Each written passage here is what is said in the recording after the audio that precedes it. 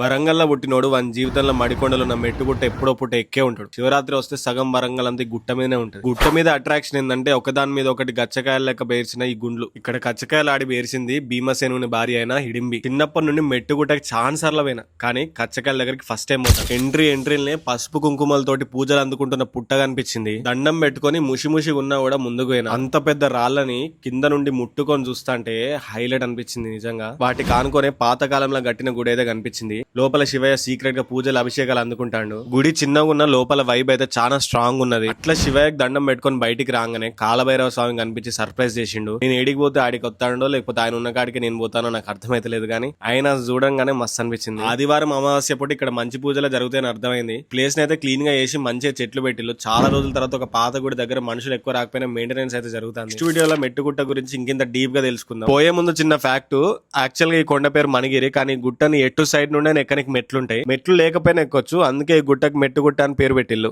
మెట్టుగుట్ట మీద మీకు ఎవరితో మెమరీస్ ఉన్నాయో వాళ్ళకి వీడియో అయితే తప్పకుండా షేర్ చేయండి.